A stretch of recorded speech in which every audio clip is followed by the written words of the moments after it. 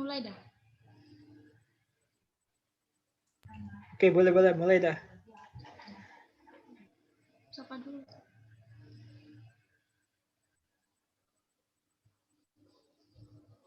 Langsung presentasi tarik. Ya langsung Tom. Dirimu wis Tom.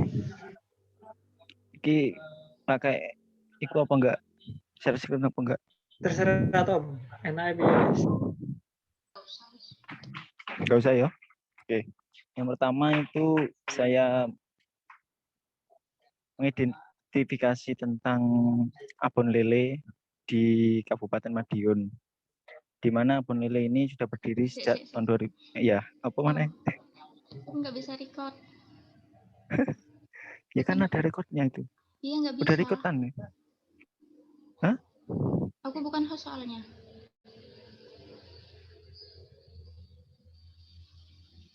Ini tak record sudah.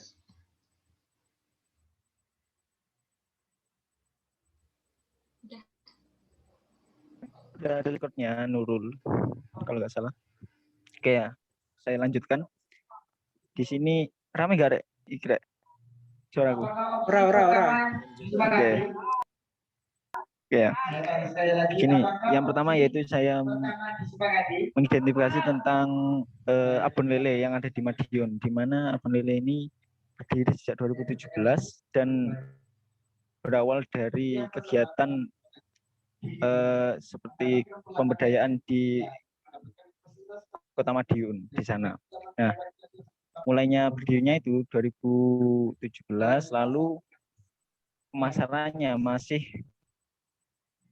dengan mulut ke mulut pada 2017 sampai 2018. Setelah 2018 sudah menggunakan fasilitas seperti WhatsApp, sosial media maksudnya seperti WhatsApp, Facebook, Instagram, dan Twitter. Lalu di sana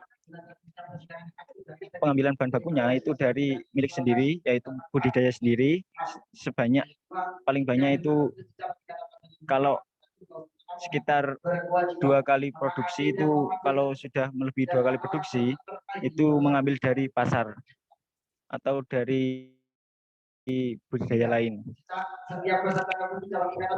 Dan setiap sekali produksi itu membutuhkan 50 kg bahan baku ikan lele. Di sini abonnya juga terjual di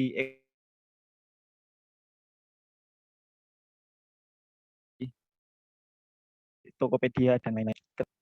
Di sini terdapat kendala di agroindustri ini, yaitu kendala bahan baku ketika pada waktu bulan-bulan tertentu seperti Hari Raya Islam, Idul Fitri, itu kekurangan stok karena pembudidaya lebih mengarahkan ikan lelenya ke pelanggan-pelanggan yang potensial, sehingga agroindustri ini mengambil ikan lelenya di pasar dengan harga yang lebih mahal, sehingga terjadi sedikit pengurangan dalam penyetokan bahan baku. Lalu untuk harganya sendiri, yaitu setiap 100 gram abon lele ini dijual dengan harga 25.000 dengan 3 varian rasa, yaitu pedas, original, dan gurih.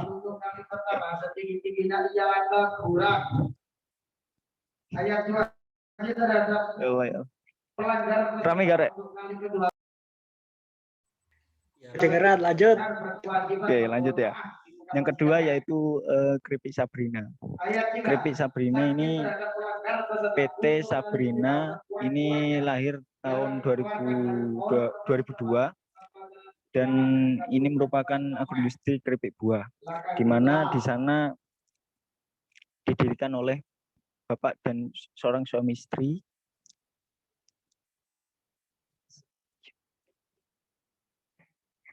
Dan pada awal Serek.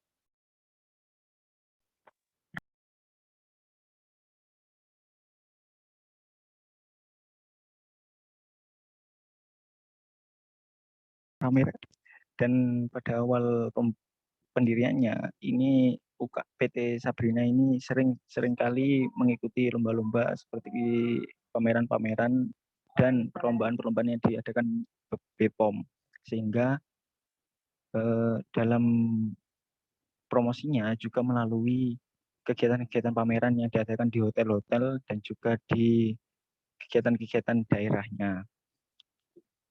Dan Kripik Sabrina ini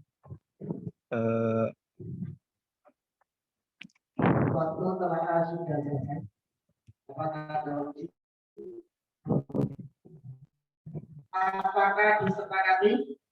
lebih mau fokuskan pada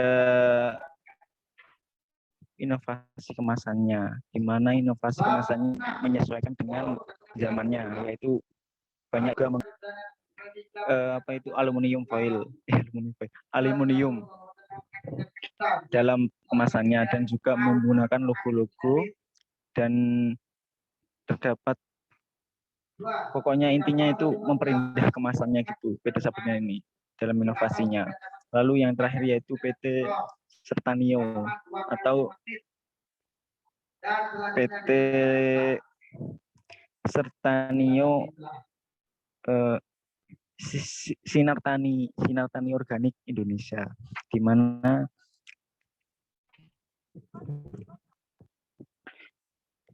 ini di mana agroindustri ini menerapkan pola kemitraan dengan petani, dan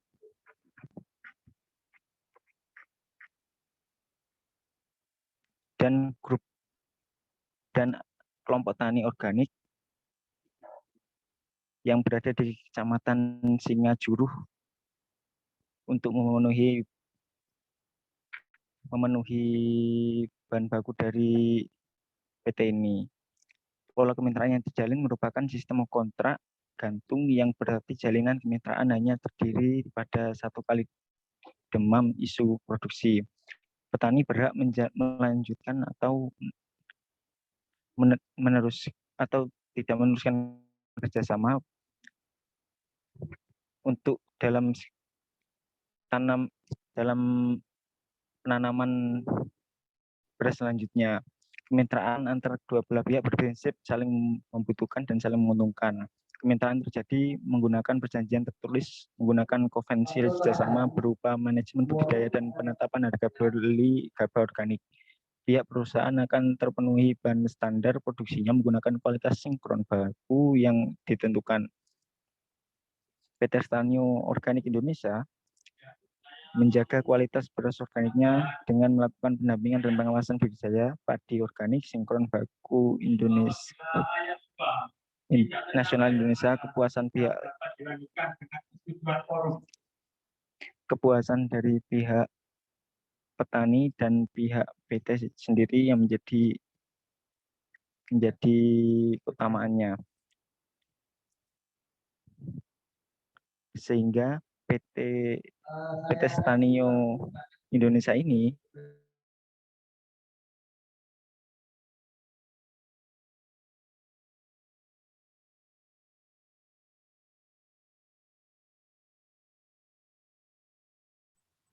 Cek Tommy, cek.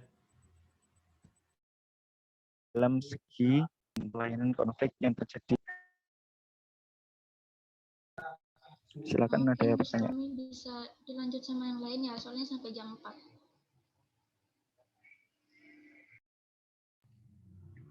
Oke, cukup. Mungkin Evi atau Nurul lanjut. Evi dulu Aku dulu boleh. dah. Ya apa tunjuk-tunjukan Mbak? Siapa dulu? Oke wes. Nurul dulu wes, aku sih nunjuk.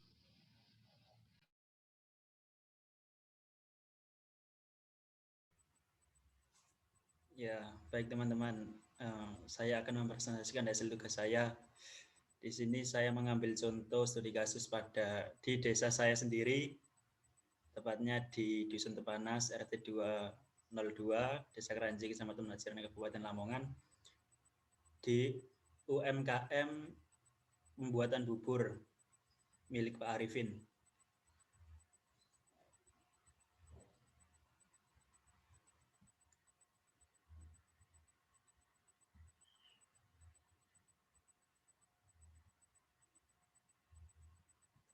UMKM bubur milik Pak Arifin ini sendiri itu didirikan pada bulan Februari 2016. Nah, pada awalnya dilatar belakangi untuk memperbaiki perekonomian keluarga yang sebelumnya bekerja sebagai petani, terus menjadi pembuat bubur begitu. Nah, bubur yang diproduksi di UMKM ini itu awalnya ada 3 varian bubur, di mana yang pertama itu bubur dari ketan hitam. Mungkin teman-teman juga sudah tahu bubur dari ketan hitam. Selanjutnya ada bubur sumsum, di mana itu dari tepung beras, dan bubur mutiara yang merah itu. Seiring berjalannya waktu itu, UMKM ini mengembangkan usahanya dengan melakukan diversifikasi produk dengan menambah satu varian bubur lagi, yaitu bubur kacang hijau. Untuk produksinya sendiri itu di dalam UMKM ini kan dikelola oleh keluarga. Jadi di dalam satu keluarga itu dibagi tugas, semisal ayah atau bapak itu bertugas sebagai untuk mengupas kelapa begitu dan memarut sampai memarutnya. Nah, ibu sendiri itu bertugas untuk memproduksi atau mengolah bahan-bahan yang sudah ada sehingga menjadi bubur berbagai varian tadi. Terus si anak ini bagian untuk pemasarannya. Untuk produksi sendiri itu dimulai dari jam 2 pagi dini hari itu sampai subuh. Subuh itu bubur sudah dikemas dan siap untuk dipasarkan. Untuk harganya sendiri itu buburnya untuk semua varian buburnya itu satu cupnya harganya Rp2.000 dengan ukuran cup 100 ml. Jika membeli 5.000 dapat 3. Nah, untuk pemasarannya sendiri ini dilakukan di pasar-pasar tradisional. Kalau di sini itu dipasarkan di pasar tradisional Desa Kranji dan pasar tradisional Campurjo yang letaknya ada di Lamongan, di daerah saya sendiri. Selain memasarkan produknya ke pasar-pasar tradisional, UMKM ini juga menerima pesanan dari orang-orang yang ingin mengadakan acara-acara seperti selamatan dan lain-lain.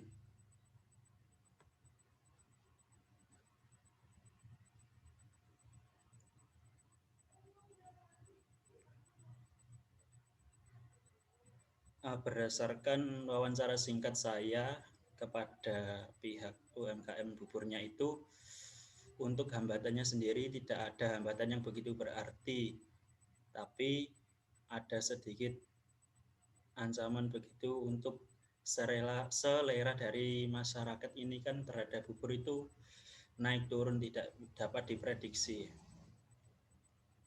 Untuk pengembangannya itu yang saya berikan yaitu karena ini masih usahanya termasuk baru, jadi belum terkenal atau belum banyak dikenal oleh masyarakat luas. Jadi itu saya rekomendasikan untuk seperti membuat pamflet promosi, di mana dengan melakukan promosi tersebut produk bubur ini dapat menjangkau masyarakat yang lebih luas begitu, sehingga UMKM ini dapat menjadi lebih terkenal. Cukup itu dari saya, kurang lebihnya mohon maaf.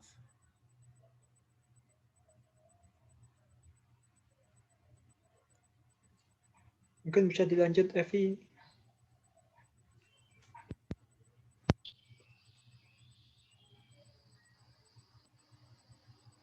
Jadi di sini saya wawancara kepada ibu dari teman saya, yaitu memproduksi rengginang, di mana rengginang tersebut merupakan makanan tradisional yang sudah terkenal di desa saya. Nah, di usaha kecil itu bernama Sumber Rezeki yang didirikan oleh Ibu Fadilah, yang usaha tersebut berawal dari tahun 2018. Karena usaha tersebut terbilang baru, sehingga teknologi yang digunakan itu masih sederhana dan kurangnya tenaga kerja. Terus Ibu Fadilah itu memproduksi rengginang 1 kali dalam seminggu, apabila cuaca yang sedang cerah. Produksi tersebut mencapai 5 kg per harinya, dan harga satu kemasan itu 15.000, di mana isinya itu sekitar 40-44 rengginang. Lalu proses agroindustri rengginang itu hanya membutuhkan bahan yang sederhana. Rencananya itu ke depannya Ibu Fatimah membuat rengginang dengan varian baru seperti rengginang udang dan rengginang ikan.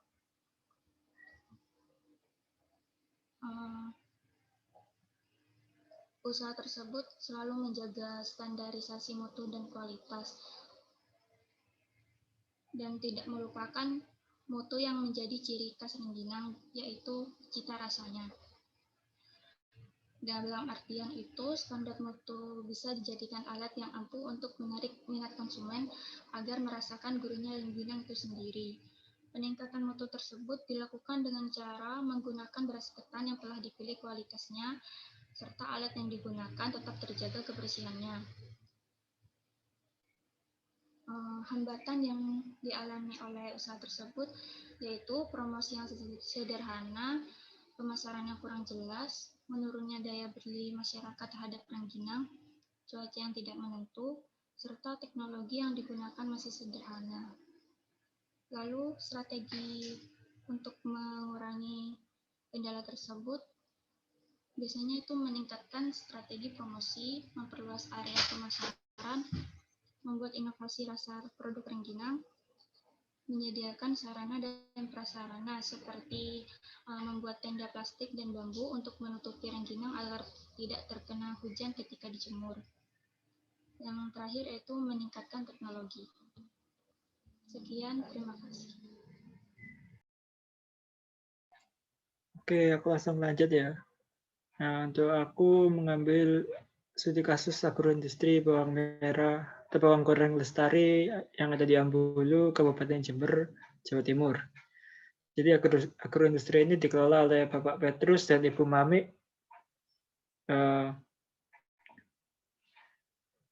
Bawang goreng ini terdapat beberapa varian kemasan ya. Jadi untuk bawang goreng kan nggak bisa sih sebenarnya diberikan varian rasa, tapi untuk sementara permintaannya banyak untuk bawang goreng original.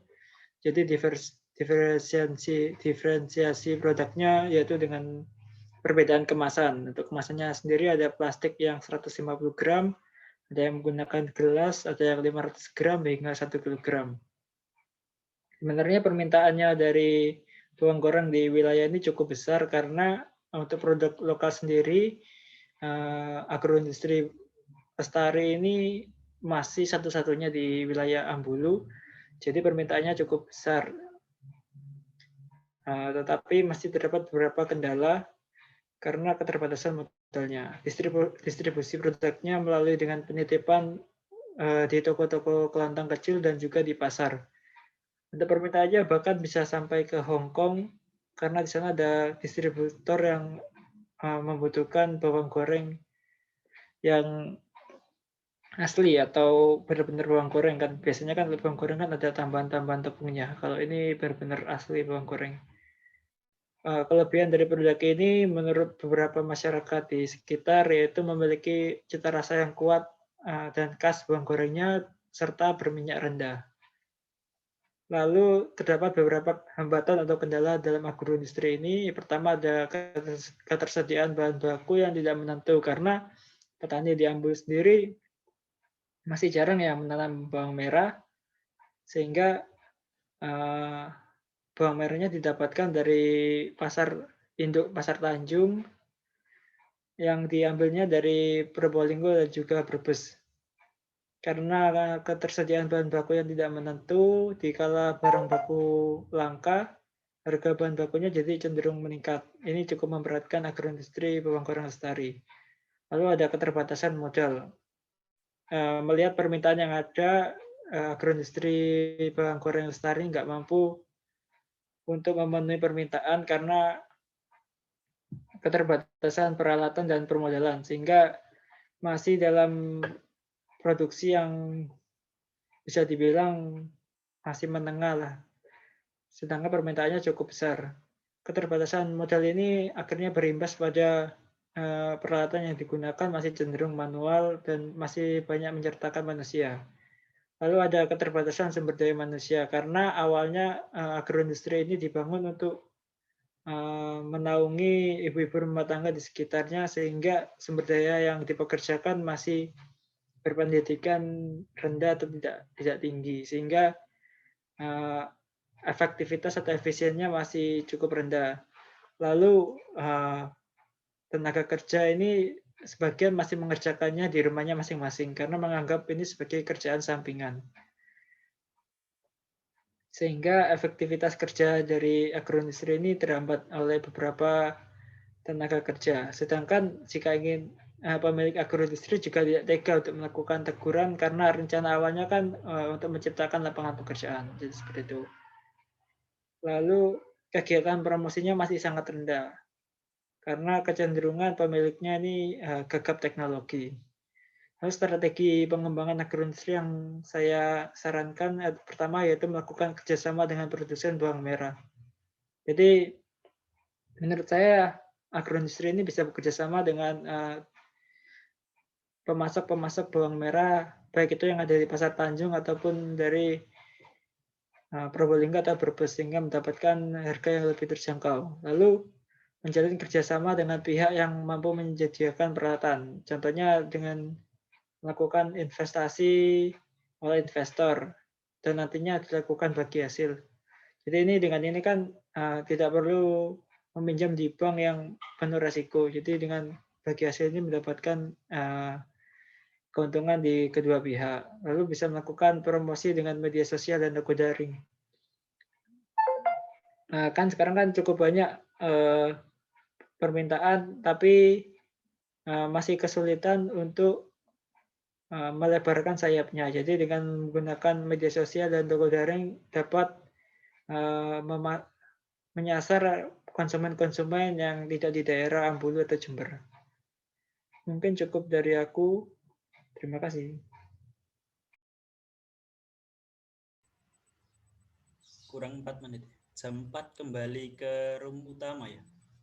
Ya, benar.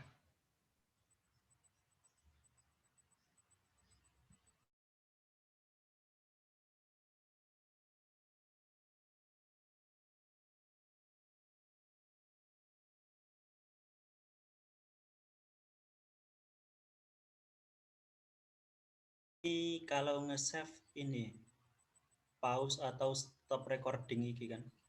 Ya, benar. Siap. Nanti masuknya biasanya di dokumen, terus itu ada Zoom. Oke, Bill, makasih.